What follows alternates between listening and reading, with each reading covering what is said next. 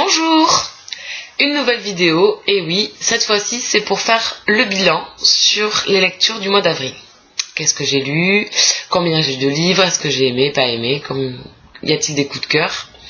Voilà, donc pour faire le point avec vous, je vais être assez rapide, puisque bon, si vous suivez laissé mercredi, c'est un peu fastidieux le bilan, puisqu'on revient quand même sur ce que j'ai déjà dit, donc on va essayer d'aller assez vite. En début de mois, j'ai lu Ange mort de Sir Cédric aux éditions Le Pré au Clair. Une lecture spéciale, donc voilà, c'est un conte fantastique gore, où il y a pas mal de sang, pas mal de violence, il y a des scènes de sexe, consentantes ou non. Voilà, donc c'est assez spécial. J'en ressors pas dérangée, puisque j'ai pris quand même les choses avec beaucoup de recul et beaucoup d'humour. J'avoue que ça m'a pas spécialement touchée. Voilà, c'est un conte fantastique, donc du coup, voilà, je suis restée extérieure à tout ça. Je dirais pas que j'ai aimé ma lecture, mais voilà, c'est un livre de plus lu qui marquera quand même mon esprit par ce côté spécial et par tout ce qui arrive là-dedans. Donc voilà, il a quand même réussi à marquer le coup. Ensuite, j'ai lu Traquer le tome 1, Cessez d'être la proie, devenez le chasseur, aux éditions Michel Lafon de Andrew Fukuda. C'est une très bonne lecture, je suis ravie d'avoir fait cette découverte. C'est un univers assez spécial. Ici, on est dans la traque d'humains et notre personnage principal se cache parmi les prédateurs. Donc voilà, tout se resserre autour de lui. Il a caché son humanité depuis sa toute jeunesse, son enfance. Donc on le suit à l'adolescence, là il est seul contre tous. Et j'ai beaucoup aimé cette découverte, j'ai hâte de lire la suite, parce que on va avoir une autre étape dans notre lecture, d'autres découvertes, puisqu'on a pas mal de questionnements à la fin du tome 1. Donc très bonne lecture.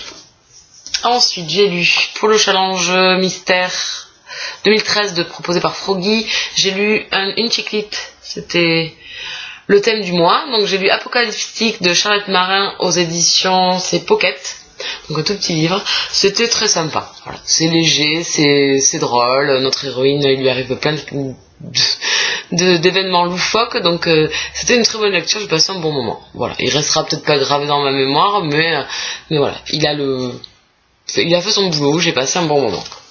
Ensuite, le manga, j'ai lu Beauty and the Devil de Hiraku Miura, donc aux éditions Soleil Manga. Il y avait marqué pour public averti. Ouais. Ouais. Non, j'ai pas aimé. Les graphismes m'ont pas tant plu que ça. J'ai trouvé ça assez brouillon.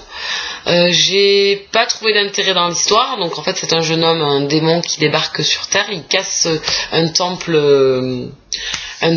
et la jeune fille lui demande donc de réparer ses dégâts et il vient habiter chez elle. Et donc il la veut. Voilà. Donc s'ensuit même pas une romance. Les sentiments sont arrêtés. Enfin, j'ai pas compris. C'était assez flou, sans trop d'intérêt. Certaines images, voilà, sont pas top. Non, j'ai pas adhéré. Voilà. C'était en one shot, donc c'était très bien, parce que j'aurais pas lu la suite. Ensuite, j'ai lu Insaisissable, le tome 2, Ne m'échappe pas de Taher et ma fille aux éditions Michel Lafon.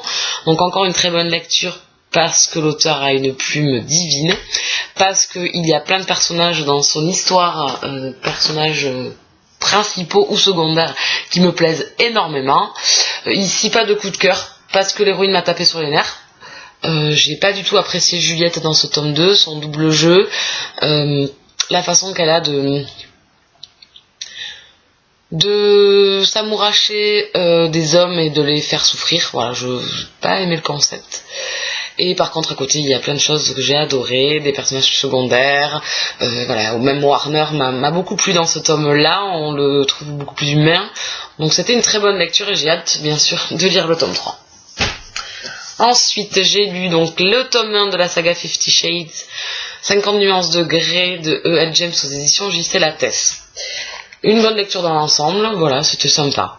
c'est pas l'enthousiasme que j'ai pu voir sur chez d'autres lectrices.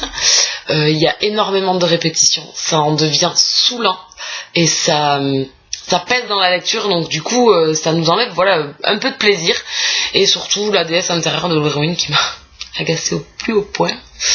Mais sinon, j'ai bien aimé les personnages, je me suis vraiment attachée à eux, je me suis attachée à leur relation, et j'ai hâte de découvrir le tome 2, qu'est-ce qui va leur arriver, et comment ils vont y prendre les choses. Donc voilà, donc bonne lecture dans l'ensemble. Ensuite, un coup de cœur, le premier coup de cœur du mois, ça a été Avant toi de Jojo Moyes aux éditions Milady dans la collection Grande Romance. J'ai adoré cette lecture, j'ai adoré la relation de nos personnages, j'ai adoré la tristesse, j'ai adoré l'humour. Enfin, il y a c'est peut-être pas plein de romantisme il y a des non-dits, mais ça fait la beauté du récit, et j'ai adoré, donc j'ai tapé mon avis, il est parti en correction, donc j'espère le mettre cette semaine en place sur le blog. J'ai adoré, coup de cœur. Si vous aimez la romance, si vous aimez les choses tristes, je vous le conseille, c'est une très très belle lecture. Ensuite, j'ai lu le tome 3 des Ombres de la Nuit, donc ici c'est Charme de Chris Cole aux éditions J'ai lu, collection Crépuscule.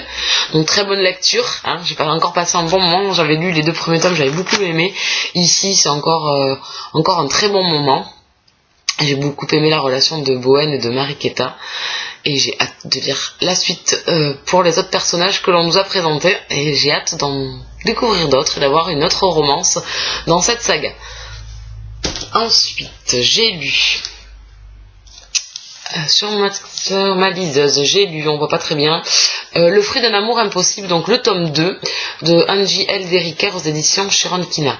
J'avais adoré le tome 1, qui m'avait fait beaucoup pleurer, qui m'avait fait beaucoup râler, qui m'avait beaucoup mis en colère. Et ici, j'ai passé de nouveau un très bon... Donc le tome 1 est un coup de cœur.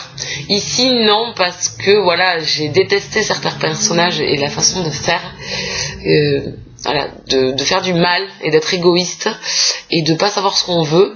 Donc du coup, dans le tome 2, vu qu'ils sont ciblés, c'est eux les personnages principaux, du coup, j'ai eu du mal Je suis réconciliée avec certains, mais pas totalement avec d'autres, même s'ils ont réussi à me toucher, même si j'ai beaucoup apprécié ma lecture. C'est une très jolie romance, c'est surtout la première partie qui m'a énormément plu.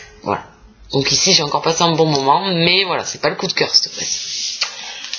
Mais je vous la conseille, c'est une très très belle lecture qui va très vite, et on est bien dedans, on a plusieurs points de vue de personnages, et je trouve que c'est vraiment très intéressant d'avoir chaque point de vue. Donc du coup, même si par moments on les aime pas, d'avoir leur point de vue, ça aide à à ce qu'à nos yeux ils passent un peu mieux.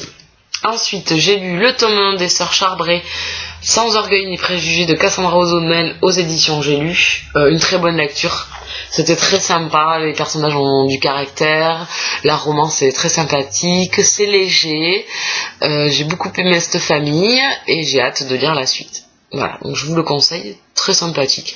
J'ai passé un bon moment, ça se lit très très vite, je l'ai lu en une soirée, donc très sympa. Le deuxième coup de cœur du mois, c'est un roman paranormal, c'est Démonica, le tome 4 Extase révélée de Larissa Yon aux éditions Milady. Donc j'ai encore passé un excellent moment, j'ai adoré l'or, j'ai adoré de retrouver les personnages des tomes précédents. L'univers est très très bien étoffé, ça devient vraiment bien de tome en tome. Déjà moi j'adore depuis le départ, et là c'est un régal, je passe un très très bon moment avec cette saga. Et avec tous ces personnages, j'ai hâte de lire le tome 5 et le dernier de cette saga. Donc j'ai vraiment hâte. Et le dernier du mois, c'était Millennium, le tome 1, Les hommes qui n'aimaient pas les femmes de Stieg Larsson aux éditions. Ici c'est Françoisir, sinon c'est Actes Sud. Très très bonne lecture. J'ai pensé pas aimer, puisque j'avais tenté, je vous ai dit, il y a 4-5 ans, de lire le tome 1. Je m'étais arrêtée à 60 pages parce que c'était sur du journalisme politique, j'avais pas adhéré, et là je l'ai lu d'une traite. J'ai beaucoup aimé les personnages principaux, Lisbeth et Michael, surtout Lisbeth. même si l'auteur a une écriture assez froide, des émotions qu'il donne à nos personnages principaux assez froids aussi, mais je sais pas, la magie opère quand même, elle a opéré avec moi et j'ai réussi à beaucoup aimer les personnages et à m'attacher énormément à eux malgré cette froideur. Voilà, et j'ai hâte de lire les autres tomes.